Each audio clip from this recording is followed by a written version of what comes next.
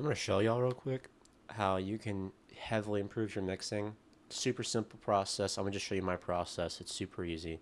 So I'm going to start off by turning off all the plugins. You can get an idea what it sounds like for reference.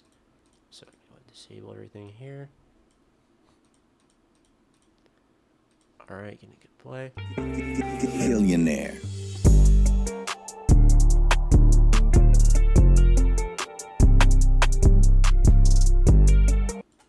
Doesn't sound great.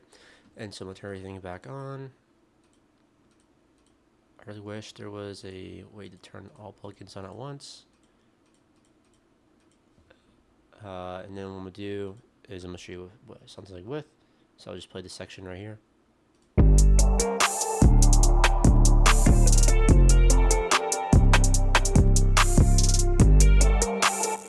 Way different, and it sounds way better.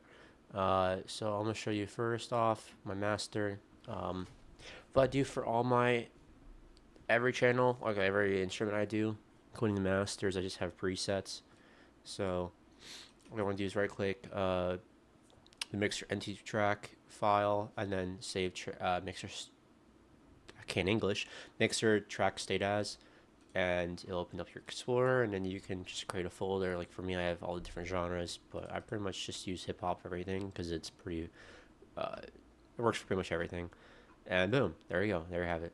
It's simple. Well, I guess more so you want to right click one that already has the plugins on it. I suggest naming it just so you can find the difference. Like I have mine named Guitar Bus, so you know it's, well, the Guitar Bus. For master, I have I'm not. Let's put it like right here. For master, I have God Particle, and I can't see it's because it's signed. Doesn't make a huge difference, but it does kind of glue everything together. I have a patcher with a mid-side EQ, cutting out some of the lows. I forgot exactly what it all does. I haven't touched this in well over a year, but I think it works. Then I have a Neuron Sculptor adding polish. One EQ cutting out the 4,000 frequencies of an entire track. I know this is kind of crazy, but it works.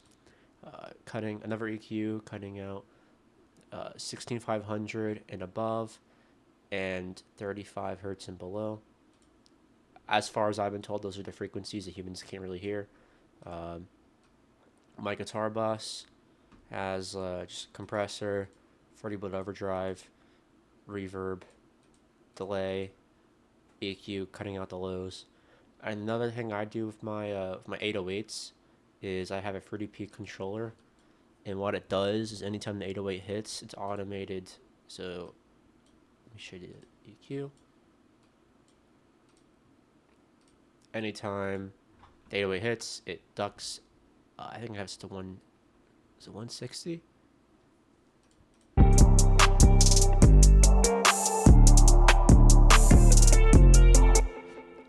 I know some people are like, just cut out the lows, you'll be good. I like to add an extra layer of protection, and it works.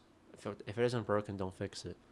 I also have a side chain here of a free limiter, and what it does is all of the instruments are connected to it. Like the actual melodic instruments are connected to it, so like the guitar and in this case, just the guitar and the vocals for the beat are connected to it. And not the artist vocals, it's just like a sample. And then anytime the 808 hits, it dips the volume a little bit, but not too much where it's not that noticeable. It's just enough to really make it punch through. And then for my drums, I did kind of skip the guitar. Just same thing for the overdrive, and then the P controller. The vocals, I have a whole bunch of stuff on here.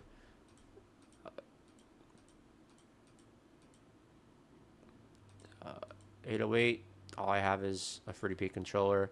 I know some people put on EQs and all kinds of stuff. I don't. I just leave them plain. If the 808 really needs that much mixing, then maybe just find a better 808. That's my philosophy on it. For drums, I just have compressor, Neuron Sculptor.